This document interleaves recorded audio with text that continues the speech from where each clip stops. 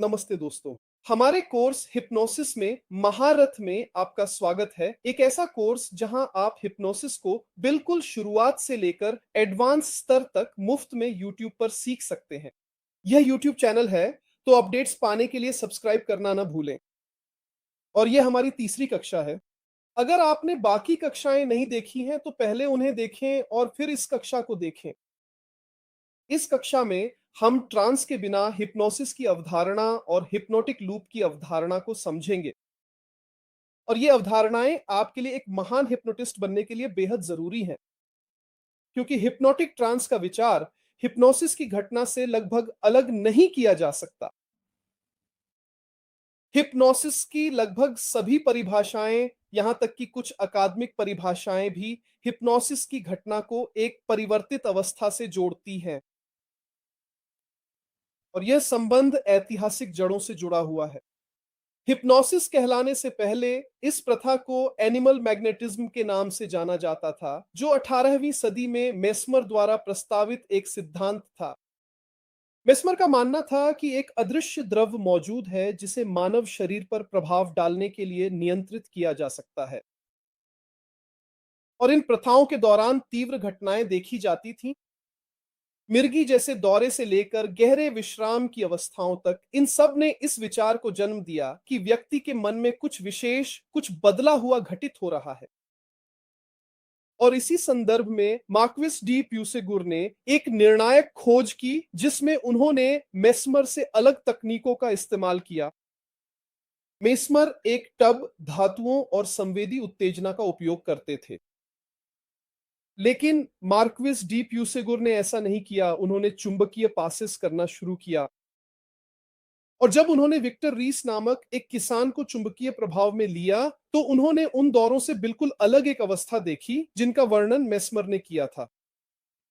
व्यक्ति शांत रहता था, दिखने में सोया हुआ लगता था, लेकिन बोलने, समझने और संवाद करने की क्षमता बनाए रखता था। और इसी कारण उन्होंने इस घटना को जागृत निद्रा कहा, जिसे बाद में कृत्रिम स्लीप वॉकिंग, आर्टिफिशियल सोनाम्बुलिज्म के नाम से जाना गया। यही कारण है कि आज भी कई सम्मोहनकर्ता गहरे सम्मोहन की अवस्था को दर्शाने के लिए सोनाम्बुलिज्म शब्द का उपयोग करते हैं। बर्नहाइम ऐसा नहीं करेंगे, खुद डेविड एलमैन भी ऐसा नहीं करेंगे। और इसी वजह से वे इस अवस्था की कई विशेषताओं का वर्णन करेंगे। उनके अनुसार इस जागृत नींद के दौरान चुंबकित व्यक्ति सोता है, लेकिन बोलने की क्षमता बनाए रखता है, चुंबककर्ता की इच्छा का अनिवार्य रूप से पालन करता है, केवल चुंबककर्ता की बात सुनता और जवाब देता है, व्यक्तित्व में बदलाव दिखाता है, बौद्धिक प्रदर्शन में श्रेष्ठता दर्शाता है, इंद्रियों की तीक्ष्णता अधिक होती है। ऐसा प्रतीत होता है मानो उसके पास छठी इंद्रिय हो, जिसमें अपने शरीर के अंदर को महसूस करने, निदान करने और बीमारियों के विकास की भविष्यवाणी करने की क्षमता भी शामिल है। यही वह समय है जब व्यक्ति उस अवस्था के समाप्त होने के बाद स्वतःस्फूर्त भूलने, एमनेसिया का अनुभव करेगा। और आज तक स्वतःस्फूर्त भूलने, एमनेसिया को एक ऐसी घटना के रूप में पहचाना जाता है जो सम्मोहन, हिप्नोसिस के परिणाम स्वरूप होती है। और अगर आप उदाहरण के लिए स्पिरिटिज्म को जानते हैं, जिसकी उत्पत्ति फ्रांस में हुई थी और जो बाद में ब्राजील आया और बहुत लोकप्रिय हुआ, तो आपने शायद मीडियम्स के बारे में सुना होगा। और मीडियम्स यानी वे लोग जो आत्माओं को चैनल करते हैं, जिनके पास अलौकिक या मानसिक शक्तियां हो सकती हैं। वे इस चुंबकत्व, मैग्नेटिज्म के स्लीप वॉकिंग, सोनाम्बुलिज्म की अवधारणा से जुड़े हुए हैं। स्वयं एलन कार्डेक, जो स्पिरिटिज्म के जनक हैं और जिन्हें ब्राजील में लोकप्रियता मिली, वे भी चुंबकत्व, मैग्नेटिज्म के बारे में बहुत बात करते हैं। लेकिन कुछ साल बाद स्कॉटिश डॉक्टर जेम्स ब्रे उन प्रमुख लोगों में से एक थे जिन्होंने पशु चुंबकत्व, एनिमल मैग्नेटिज्म से संबंध तोड़ दिया, अदृश्य द्रव, फ्लूइड को घटनाओं का कारण मानने की धारणा को छोड़ दिया और यह देखना शुरू किया कि सम्मोहन, हिप्नोटिक प्रभाव सीधे तौर पर सुझाव, सजेशन की भूमिका से जुड़े हैं। सम्मोहन के प्रभाव व्यक्ति की ध्यान केंद्रित करने की क्षमता, उसकी संलग्नता, एंगेजमेंट से जुड़े हैं। फिर भी वे यह मानते रहे कि ये प्रभाव सामान्य जागृत अवस्था से अलग एक मानसिक स्थिति में होते हैं, जो तंत्रिका तंत्र, नर्वस सिस्टम की एक विशेष अवस्था है, जिसे बाद में व्यापक रूप से उस स्थिति से जोड़ा गया, जिसे हम आज भी हिप्नोटिक ट्रांस कहते हैं। आज भी यह संबंध बहुत मजबूत है, न केवल आम धारणा में, न केवल हमारी संस्कृति में, बल्कि सम्मोहन के अभ्यास करने वालों के बीच भी। हालांकि हमारे पास एक असुविधाजनक सच है। हिप्नोटिक ट्रांस और सम्मोहन दो अलग-अलग घटनाएं हैं। ये अलग चीजें हैं। ये आमतौर पर एक ही समय पर होते हैं। मैं तो यह भी कहने की हिम्मत करूंगा कि एक दूसरे को और अधिक प्रभावशाली बना देता। लेकिन ये अलग-अलग घटनाएं हैं और ये स्वतंत्र घटनाएं हैं। यहां तक कि जब आप सम्मोहित करना शुरू करते हैं, तो आप देखेंगे कि कुछ लोगों में ट्रांस और सम्मोहन की प्रतिक्रिया बहुत शानदार होती है। सभी शारीरिक बदलाव क्लासिक होते हैं। सांस लेने के पैटर्न में बदलाव, आराम महसूस होना, पलकों में कंपन। लेकिन इस पूरे सम्मोहन ट्रांस की शारीरिक प्रक्रिया के बावजूद इन लोगों में से कई को सम्मोहन के दौरान अच्छी प्रतिक्रिया नहीं मिलती। वे सुझावों पर अच्छी तरह से प्रतिक्रिया नहीं करते, भले ही वे गहरे सम्मोहन ट्रांस में हों। और हमारे पास इसका उल्टा भी होता है। ऐसे लोग जो सम्मोहन ट्रांस की कोई शारीरिक प्रक्रिया नहीं दिखाते, लेकिन वे अत्यधिक सम्मोहित होते हैं। कभी-कभी तो ऐसा लगता है जैसे वे नाटक कर रहे हैं, लेकिन वे वास्तव में बहुत गहरे सम्मोहित होते हैं। कई बार सम्मोहन असफल हो जाएगा, सुझाव काम नहीं करेंगे। और ये आम बात है कि सम्मोहनकर्ता इसे सतही सम्मोहन ट्रांस के स्तर से जोड़ देता है। हालांकि ये सच नहीं है।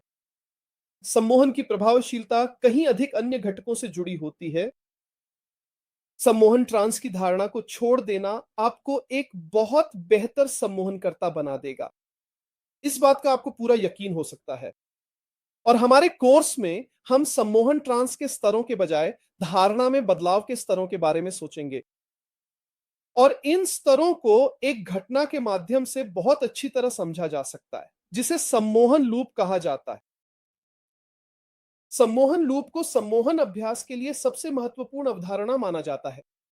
जब मैं सम्मोहन करता बना, तब भी मैं सम्मोहन ट्रांस और उसके गहराईकरण की धारणा में फंसा हुआ था।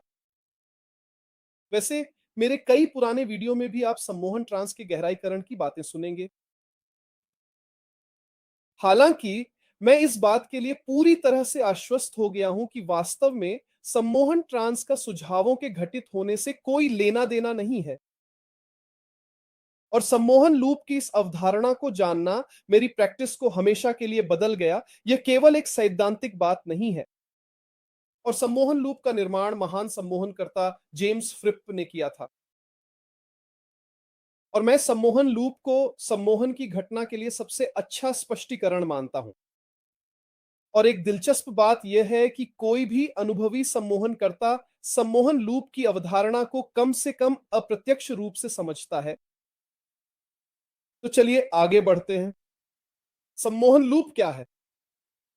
सम्मोहन लूप एक चक्रीय प्रक्रिया है, एक फीडबैक चक्र जिसमें विश्वास, कल्पना, शारीरिक क्रिया और अनुभव शामिल है। ये इस चक्रीय प्रक्रिया के चार मुख्य तत्व हैं: विश्वास, कल्पना, शारीरिक क्रिया और अनुभव। और यही चार तत्व सम्मोहन को बनाए रखने के लिए जिम्मेदार हैं। और ये अन्य सम्मोहन संबंधी घटनाओं को भी संभव बनाने के लिए जिम्मेदार होंगे। तो ये लूप कैसे काम करता है? ये बहुत सरल है। विश्वास कल्पना को प्रेरित करते हैं। यह शारीरिक क्रिया को बदल देता है। शारीरिक प्रतिक्रियाएं एक अनुभव पैदा करती हैं। और जब व्यक्ति को यह अनुभव होता है, तो वह अपने विश्वास की पुष्टि और पुनर्निर्माण करता है। वह अपने विश्वास की पुष्टि और मजबूती करता है। फिर लूप दोबारा घूमने लगता है। एक पेशेवर सम्मोहनकर्ता के रूप में आपका मुख्य उत्तरदायित्व इन मानसिक लूप्स के बनने की जटिल प्रक्रिया को और अधिक सरल और सुगम बनाना है। और इससे भी कहीं बढ़कर आपका लक्ष्य इन लूप्स को गहराई से, पूरी तरह से स्वतंत्र रूप से अपने आप बने रहने देना है। तो सम्मोहन में आप वहां होते हैं हिप्नोटिक लूप्स बनाने के लिए और उन्हें स्थिर रहने देना होता है बिना आपकी भागीदारी के। मैं आपको एक बहुत ही सरल उदाहरण दूंगा ताकि आप समझ सकें कि हिप्नोटिक लूप कैसे वास्तविकता में नई परतें बना सकता है। आपने शायद हाथों के चिपकने वाला अभ्यास देखा होगा जो बहुत आम है। लोग अपने हाथों को इस तरह ऊपर आगे या कभी-कभी ऊपर की ओर रखते हैं कुछ देशों में, कुछ स्टेज हिप्नोसिस शो में, और हाथ चिपके रहते हैं। ये सम्मोहन का क्लासिक अभ्यास है और इसे अक्सर स्टेज हिप्नोसिस प्रस्तुति में सबसे अच्छे स्वयंसेवकों को चुनने के तरीके के रूप में इस्तेमाल किया जाता है। और फिर इस अभ्यास में स्वयंसेवक अपने हाथों को इस स्थिति में रखते हैं और सम्मोहनकर्ता कुछ ऐसा कहते हैं, कल्पना कीजिए कि ये हाथ पूरी तरह से चिपके हुए हैं। मैं 1 से 5 तक गिनती करूंगा और केवल 5 पर आप इन्हें अलग करने की कोशिश करेंगे, लेकिन आप अलग नहीं कर पाएंगे। 1, 2 और भी चिपके हुए, 3 और भी चिपके हुए, 4, 5 अलग करने की कोशिश करो, अलग करने की कोशिश करो, और बहुत से लोग अपने हाथ पूरी तरह से चिपके हुए पाएंगे। ऐसा क्यों होता है? देखिए, सम्मोहन का लूप। जब हम हाथों को इस स्थिति में रखते हैं तो यह पहले से ही एक असुविधाजनक स्थिति होती है। एक शारीरिक तत्व होता है जो हाथों को थोड़ा और जकड़ देता है। ऐसी शारीरिक प्रक्रिया है जो हाथों को अलग करना मुश्किल बना देती है। लेकिन यह मुझे लूप के अगले चरण यानी अनुभव की ओर ले जाता है। हाथों के चिपके होने की यह अनुभूति, चाहे वह शारीरिक हो, चाहे वह एक क्षण के लिए ही क्यों ना हो, मुझे यह अनुभव कराएगी कि मेरे हाथ सच में चिपक गए हैं। और यह अनुभव मुझे लूप के अगले चरण तक ले जाएगा, जो है विश्वासों का चरण। मैं मानने लगूंगा कि मेरे हाथ सच में चिपक गए हैं। यह मुझे लूप के अगले चरण यानी कल्पना के चरण तक ले जाएगा। मेरी कल्पना इतनी शक्तिशाली हो जाएगी कि वह सच में मेरी शारीरिक स्थिति को बदल देगी, जिससे हाथ और भी ज्यादा चिपक जाते हैं। और फिर अनजाने में मैं इन हाथों को और भी ज्यादा दबाने लगूंगा और वे और भी ज्यादा चिपक जाएंगे और यह लूप फिर से शुरू हो जाएगा। मुझे एक और अनुभव होगा और यह अनुभव पिछले अनुभव से भी ज्यादा तीव्र होगा। यहां तक कि एक अच्छा सम्मोहनकर्ता यह सुनिश्चित कर सकता है कि यह लूप अपने आप चलता रहे। आपने शायद देखा होगा कि कई बार ये ऐसे होता है जैसे कोई चीज चिपक गई हो, आदमी उसे छोड़ा नहीं पाता, सम्मोहित व्यक्ति उसे छोड़ा नहीं पाता और सम्मोहनकर्ता बार-बार कहता रहता है, हर बार और भी ज्यादा चिपक रहा है, छुड़ाने की कोशिश करो, छुड़ाने की कोशिश करो, छुड़ाने की कोशिश करो। और ये छुड़ाने की कोशिश करो, छुड़ाने की कोशिश करो, छुड़ाने की कोशिश करो, ये मैं हूं जो इस लूप को फिर से सक्रिय करना चाहता हूं, कल्पना को, अनुभव को, इन सबको फिर से जगाना चाहता हूं। जब तक कि व्यक्ति अब और नहीं छुड़ा पाता और लूपिंग उसके दिमाग में अपने आप चलता रहता है, बिना मेरी यानी सम्मोहनकर्ता की भागीदारी के। इसलिए ये समझना ज़रूरी है कि जब कोई व्यक्ति अपना हाथ नहीं छुड़ा पाता, तो इसका कारण कोई शारीरिक प्रक्रिया नहीं है, नहीं। शारीरिक प्रक्रिया तो केवल सम्मोहन लूप को शुरू करने के लिए एक चरण थी। यानी किसी को सम्मोहित करना असल में बस इतना है कि व्यक्ति को लूप में डालना और उसे लूप में इतना समय तक बनाए रखना कि वह खुद ब खुद चलने लगे, ताकि लूप खुद को ही पोषित करने लगे। और जब व्यक्ति मानसिक रूप से सम्मोहन लूप से कई बार गुजर चुका होता है, जैसे कि हाथ चिपकाने वाले अभ्यास के दौरान, तो उसके लिए अपना नाम भूल जाना बहुत आसान हो जाता है। यह और भी आसान हो जाता है कि जब वह अपना नाम भूल जाता है, तो वह नंबर भूल जाए या उसे कोई भ्रम, हेलुसिनेशन हो जाए। और यही कारण है कि मंच पर होने वाले सम्मोहन शो में वे सबसे सरल रूटीन से शुरुआत करते हैं और कुछ सम्मोहन सुझावों के बाद आप अधिक जटिल सुझावों का चयन करते हैं। आपको अंदाजा देने के लिए केवल सम्मोहन लूप का उपयोग करके किसी को सम्मोहन के माध्यम से भ्रमित, हेलुसिनेट किया जा सकता है। हाथ चिपकाना, व्यक्ति हाथ नहीं खोलता, आंखें बंद करने के लिए कहना, नाम भूल जाना, नाम भूल जाता है, नंबर भूल जाता है, फिर कहते हैं कि जब आंखें खोलोगे मैं उंगली चटकाऊंगा, तुम मुझे अलग शर्ट में देखोगे, और फिर किसी फुटबॉल खिलाड़ी या कुछ ऐसा की शर्ट का नाम लेते हैं और व्यक्ति उस फुटबॉल खिलाड़ी को देखता है। यानी ये जो धारणा है कि इन रूटीन को होने के लिए व्यक्ति को बदली हुई चेतना की अवस्था में होना चाहिए या उसे बहुत गहरे सम्मोहन ट्रांस में होना चाहिए, ये झूठ है। अब यहां यह बताना महत्वपूर्ण है, क्या सम्मोहन वास्तव में चेतना की बदली हुई अवस्थाएं उत्पन्न करता है? बिल्कुल करता है, बिल्कुल करता है। सम्मोहन, ध्यान ये दोनों चेतना की बदली हुई अवस्थाएं उत्पन्न करेंगे। हाँ, उत्पन्न कर सकते हैं, लेकिन यह सम्मोहन का एक परिणाम है। यह सम्मोहन के होने और उसकी निरंतरता के लिए मुख्य तत्व नहीं है। एक और महत्वपूर्ण बात, इस हाथ चिपकाने वाले उदाहरण में मैंने लूप की शुरुआत शारीरिक क्रिया से की थी। हालांकि लूप उन चारों चरणों में से किसी भी एक से शुरू हो सकता है जिनका मैंने पहले उल्लेख किया था। कल्पना कीजिए, उदाहरण के लिए कोई व्यक्ति जो सम्मोहित होने के लिए बहुत उत्साहित है, जिसने यूट्यूब पर सम्मोहन के कई वीडियो देखे हैं, शायद वह व्यक्ति अपने विश्वासों के माध्यम से ही सम्मोहन लूप की शुरुआत कर दे। और यही कारण है कि बहुत से लोग औपचारिक रूप से सम्मोहित हो सकते हैं, भले ही वे सम्मोहन में विश्वास न करते हों। विश्वास केवल उन चार चरणों में से एक है जो सम्मोहनिक घटना यानी सम्मोहन लूप को घटित कर सकते हैं। और यह सोचने का तरीका, यह लूप में सोच वास्तव में मेरी सम्मोहित करने की पद्धति को बेहतर बनाएगा, क्योंकि मैं हमेशा उस व्यक्ति के मन में सम्मोहन लूप स्थापित करने की कोशिश करता हूं जिसे सम्मोहित किया जा रहा है।